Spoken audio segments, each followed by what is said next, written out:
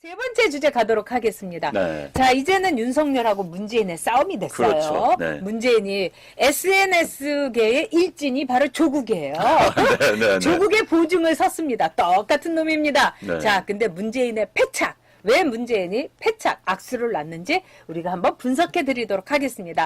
자, 땡! 하고 메인 게임 시작됐어요. 윤석열 대 문재인 시작! 자, KO 문재인입니다. 네. 네. 자, 문재인이 일단 힘이 딸린다는 것이 어제 네. 서초동에서 사람 동원했다는 걸 보여주면 되는 겁니다. 그렇죠. 그 동원했다는 것은 기본적으로 내 힘으로 안 되니까. 네. 내 힘으로 안 되니까는, 야, 얘들아, 나와라. 이제 이거예요. 그래서 이제 본인은 기본적으로 질 수밖에 없습니다. 왜? 자, 조국의 혐의가 분명히 드러났어요. 그럼요. 혐의가 드러나고 있고, 수사가 진행되고 있고, 그러니까 조국을 쉽게 말해서 기소하고, 조국 부인은 구속 기소될 가능성이 네. 매우 높아요. 네. 이러면 자 조국은 무죄다. 조국은 죄가 없다고 했던 문재인 패하는 겁니다. 네. 게다가 제가 보기엔 참 문재인 대통령이 참 답답하고 어리석은 게 이 싸움 잘 끼어들 싸움판이 아니에요. 네. 싸움판도 알아야 되는 거 아닙니까? 그렇죠. 내가 이겨야 될 하긴 그렇죠. 지난번에 급한 알았으면 북한한테 당하지도 않죠. 김정은한테 당하지도 않지 저렇게. 끼어들 판 아닌 판 모르는 거예요 대통령이. 이 판은 끼어들 판이 아닙니다. 왜? 이미 우열은 다 가려져 있기 때문에. 그런데 끼어 들어가지고 몸부림 친다면서 수하에 사람들 총동원령 내린 거. 그러면서 나라를 반토막 내버리는 거. 이건 죄악입니다.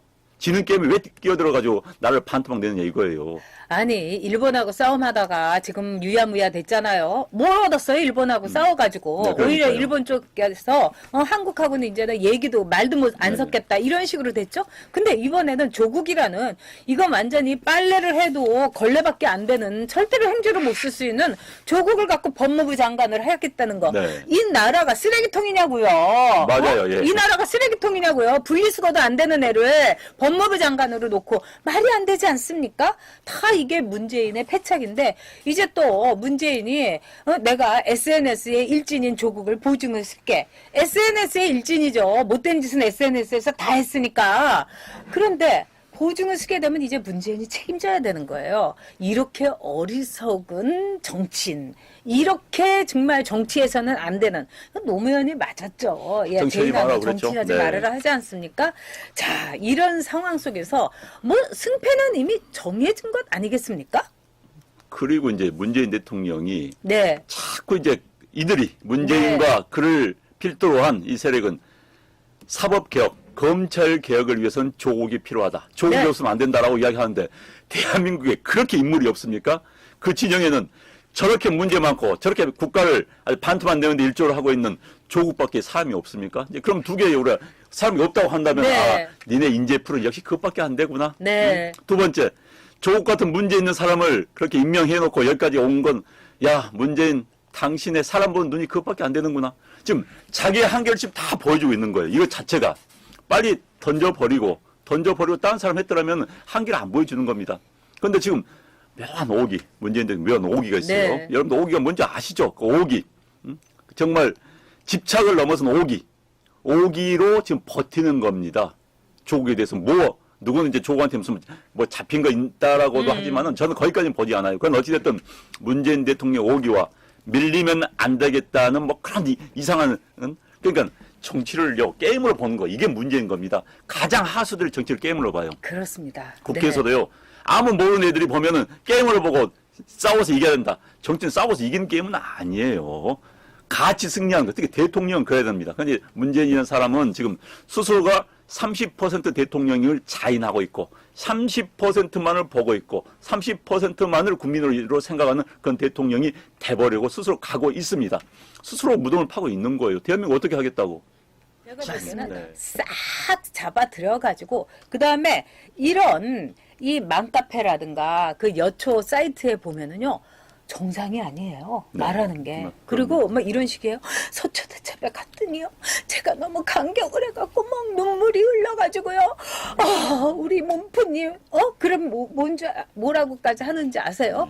조국 정경심에 대해서, 그렇게 조국 장관님 부인님께서 그렇게 편찮으시는데 저는 해드릴 일이 없고. 아니, 부인님이라는, 부인이라는 것 자체가 사실은 존경이 들어가는 그럼요. 거예요. 그래서 내 부인은 이런 건 참 무식한 얘기예요. 뭐 제 처는 뭐 이렇게 네. 제 아내는 이래야 되는데 조국이 제 부인은 뭐 이런 말도 쓰더라고요. 그만큼 이 여초 사이트라든가 맘 카페가 진짜 눈팅만 해도 정신병 걸릴 것 같다는 문재양 아웃님하고 똑같습니다. 그래서 이거는요 싹싹 훑어줘야 돼요. 방금 리얼미터 이야기를 네. 했는데요. 지금 방금 제가 들어오기 전에 보도를 네, 보면서 네. 어떤 분이 참 리얼미터 문제가 많다. 네. 지금 뭐 리얼미터는 오늘 공식 발표한 게 정당 지지율이 민주당은 2%가 오르고 한국당은 떨어졌다는 걸 발표를 했어요. 네, 그런데 네.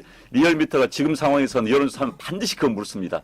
조국에 대해서 어떻게 생각하느냐. 안 물을 수가 없어요. 관심사인데. 그렇죠. 네. 그런데 거기서 아마 불리하게 나온 것 같아요. 그러니까 그걸 네. 발표하지 않고 그렇죠. 예, 민주당은 오르고 한국당은 내려왔다. 이것만 발표하는. 지난번에 지금 중앙일보도 유사한 거 한번 그렇죠. 했었어요. 네. 그래서 이제 비난을 많이 받았는데 그런 짓 하면 안 됩니다. 그런 짓 안 돼요. 아니. 다 까야죠. 그러니까 자기한테 유리한 것만 까는 겁니다. 그건 말 안 돼요. 그건. 네. 그뿐만 아니라 이 중앙일보의 경우는 제가 볼 때는 너무나 37.4%라는 그 숫자를 우리가 했다가는 큰일 나겠다. 네. 그리고 지금 한상혁이라는 방통위원장이 이런 말 하지 않았습니까? 내년 4월에 채널A하고 TV조선하고 이거는 그냥 뭉개버리겠다. 두 개 다 날릴 수 없으니까 하나만 날리겠다. 뭐 이런 것들이 나와서 이 정말 광신도들이 이 문바들이 막 발광을 하면서 좋아하고 난리가 난 거예요. 네. 자, 그런 점에 있어서 제가 볼 때는 지금 이 나라 사람들에서 정상적인 사람들이 조용히 있고 침묵하고 있고 비정상적이고 그냥 머리가 돌아버린 사람들이 발호를 하고 있는 거예요. 전혀. 그러니까 우리가 침묵하면 안 됩니다. 저는요. 나 진짜 그것 보고 네. 대한민국이 정상적인 국가인가를 윤석열 인형을 만들어가지고 침으로 꽂는 걸 네. 한다는 거 아닙니까? 그 무슨 뭐 이상한 글씨 써가지고 거기다가 넣어가지고 그게 그것도 인터넷에 올리고 동조하고 네. 그게 말이 됩니까? 그건 어디 저기 조선시대 때나 무슨 뭐 궁중 사화 비하에서 나올 만한 그런 이야기를 현대 21세기에 검찰총장 인형을 만들어가지고 침을 찌르기 운동을 한다? 난 이거 정말 비정상적인 사람들이에요. 정말.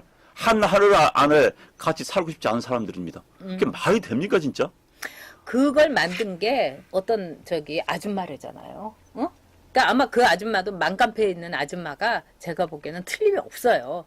그리고 제가 볼 때는 그 인형에다가 이제 이 침을 10개를 꽂았잖아요. 네. 그러면서 왜 중요한 데는 안 꽂았냐? 그러더니 그 밑에는 그러니까 애가 없지. 이게 인간들입니까? 저는 대한민국에 이런 인간들이 그러면 짐승들이 화내겠죠. 명예훼손 한다고? 이게 인간이냐 묻고 싶었어요. 어떻게 이럴 수가 있냐고요. 그건 예. 진짜 그런 거 아닙니다. 그러니까 네. 정치적으로 생각이 다를 수는 있어요. 그러나 그렇게 증오하면서 그건 아닌 거예요. 그런데 이제 그런 사람들의 환호받는 그 진영이 문제가 있는 겁니다, 지금. 그래서 저는 이 서초 대첩이라고 뭐 겨우 200만 명으로 불리는데 2천만 명으로 아마 앞으로 토요일에는 불릴 것 같은데 그 사람들을 이렇게 봄으로써 이 중도 쪽에 있는 사람들이 오히려 등을 돌리더라고요. 네. 저건 아닌데, 네. 내가 살고 싶은 나라는 저 사람들이 난리치는 나라가 아닌데, 이것이 대한민국의 이 현실이라는 게 저는 너무 가슴이 아프고, 그 다음에 저도 그 사람들을 보면서, 저런 좀비들, 이러면서 그 사람들을 증오하게 되는 제 자신도 너무너무 비참한 거예요. 네. 어떻게 한 나라에서 사랑하고 똘똘 뭉쳐도 네. 시원찮은데 어떻게 이렇게 살아야 되나. 이 모든 것이 문재인 탓입니다. 조국을 앞세운 문재인. 맞습니다. 조국 아니면 사람이 없냐고요. 지금 그 진영 예. 내에서도요. 네. 말을 못하고 있지 부글부글 끄는 사람들 많다고 합니다. 왜? 정상적인 사고는 이런 그렇죠. 판단할 수가 없는 거예요. 그럼요. 정상적인 대통령이다. 정상적인 정치 과정을 밟았던 그런 사람이다. 정상적인 인간이라면 이런 정치 판단 할 수가 없는 겁니다. 지금 스스로 이제 계속 빠지고 있는 건데 이거 문제는 본인만 빠지면 좋은데 대한민국을 끌고 가면 안 된다는 거예요. 나락으로. 대한민국이 어떤 나라입니까? 맞습니다. 참. 스마트 손님들 말씀대로 내 자식은 스페셜, 너그 자식은 평등, 너그 자식은 붕어되고 개되고, 이게 바로 조국이 한 거 아니겠습니까? 그 다음에 은영님께서 시위 현장에 애를 데려가는 건 아동학대다. 네. 저는요, 우리나라 빨리 국회의원들이 나중에 국회 들어가시면 꼭 그 입법을 해주세요. 12살 아래의 아이를 시위 현장에 데리고 오는 건 아동학대로 해갖고 처벌을 해야 됩니다. 저는 그 법안 꼭 만들고 싶습니다.